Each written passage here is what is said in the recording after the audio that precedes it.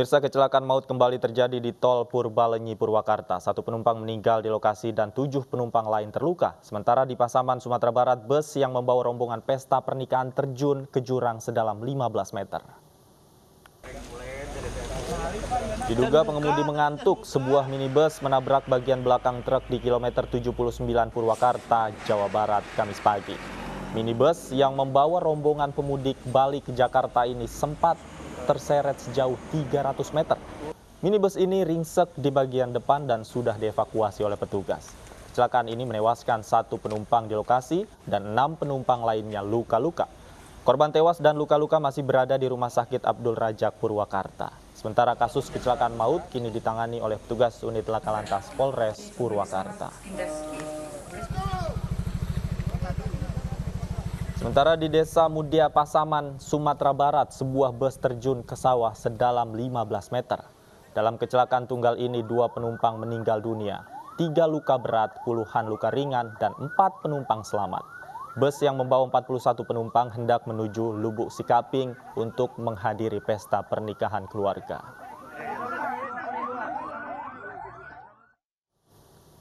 Sesosok jasad pria tanpa identitas ditemukan warga yang tengah mandi di Sungai Cisadane, Kecamatan Rumpun, Kabupaten Bogor. Jasad pria bertato tersebut ditemukan tertelungkup di bebatuan pinggir sungai.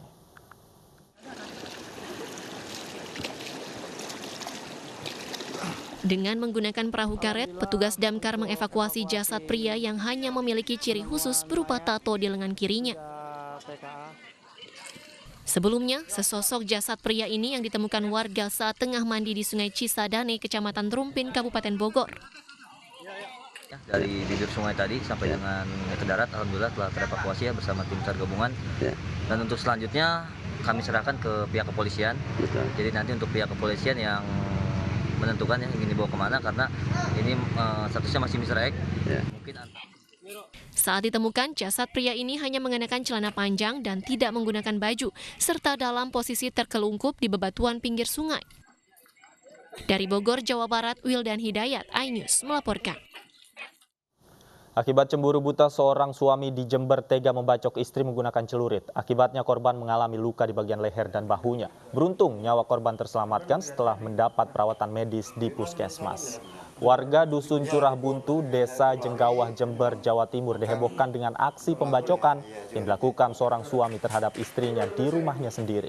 Penganiayaan dengan celurit itu bermula saat suaminya yang bernama Iwan Setiawan menuduh istrinya Sela Yuniar berselingkuh. Warga kemudian membawa korban ke puskesmas setempat untuk mendapatkan tindakan medis. Beruntung nyawa korban berhasil diselamatkan. Masih ada bekas darahnya ya? Sementara itu, pemirsa, 5 anak di bawah umur di Palembang menyerang rumah warga dengan aksi pemalakan. Babin Kamtibnas bersama Babinsa dan aparatur setempat langsung mendatangi lokasi kejadian untuk memediasi kedua belah pihak. Inilah video amatir warga yang merekam saat bocah di bawah umur ini serang salah satu rumah warga di Rusun Blok 32 Jalan Radial, Kecamatan Ilir Barat 1, Palembang, Sumatera Selatan yang viral di media sosial. Diduga penghuni rusun yang merupakan warga pendatang ini sering melakukan perbuatan yang meresahkan, hingga terjadilah peristiwa pemalakan oleh 5 anak di bawah umur. Setelah dimediasi, kedua belah pihak menyelesaikan aksi penyerangan secara kekeluargaan. Pagi hari ini kita dapat berkumpul sini dan tentunya dengan ada kejadian tadi malam. Dan selengkapnya mengenai aksi anak-anak yang menyerang rumah warga sudah bersama kami Kapolsek Ilir Barat, Palembang, Kompol Roy Tambunan. Selamat sore, Pak Roy. Selamat sore, Mas. Baik, Pak Roy, apa sebenarnya yang memicu anak-anak ini menyerang rumah warga? Baik, jadi berdasarkan video yang viral kemarin, kami berdasarkan perintah dari Bapak Kapolda melalui Bapak Kapolrestabes, kami bergerak cepat. Jadi yang memicu kejadian pemalakan itu, kejadian kerusuhan itu berawal dari pemalakan, di mana pemalakan itu oleh anak-anak ini rata-rata di bawah umur semua, itu disebabkan karena penampilan dari 2 orang warga yang mengontrak di rusun itu, di Blok 32 itu, menimbulkan hal yang tidak berkenan dengan anak-anak ini akhirnya dibully. Jadi berharap tidak dibully, akhirnya dimintain uang beberapa kali, sudah berjalan dan mau, kan tetapi yang terakhir kemarin mungkin karena sudah terlalu sering tidak mau memberikan lagi dan akhirnya terjadilah keributan itu.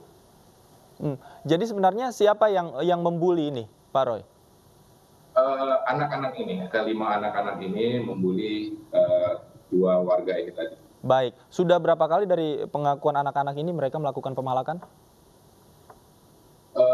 Pemalakan berdasarkan informasi lebih dari 3 kali.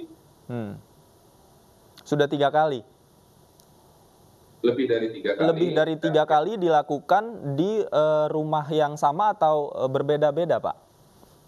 Hanya khusus di rumah itu saja, tidak ke semua warga, hanya khusus ke rumah itu saja. Kebetulan itu tadi yang memicu penampilan kedua orang penghuni rumah itu yang membuat anak-anak ini membuli mereka, dan akhirnya mungkin karena tidak mau dibully dimintain uang dan beberapa kali diberikan, dan untuk yang terakhir kemarin karena tidak diberikan anak-anak ini marah sehingga melakukan aksi yang seperti di video itu.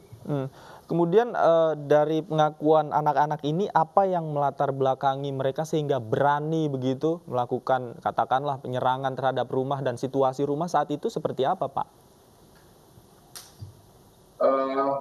Anak-anak tidak menjelaskan, intinya mereka ada hal yang membuat ketersinggungan dari bahasa penghuni yang tinggal di tempat itu yang membuat mereka akhirnya emosi, menyulut emosi mereka sehingga melakukan penyerangan dengan melempar barang ke si pemilik rumah.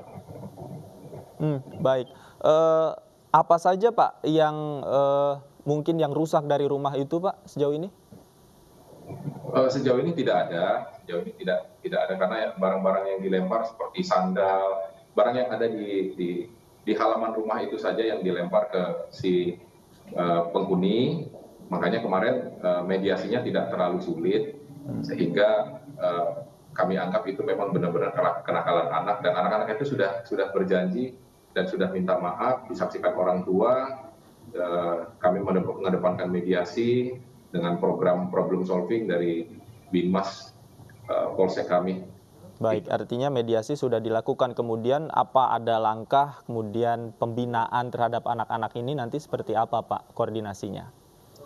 Iya, jadi kami nanti secara berkala akan memantau melalui Babin Kamtipmas kami dan Ketua RT yang langsung ada di seputaran tempat tinggal mereka yang tidak jauh dari tempat tinggal korban.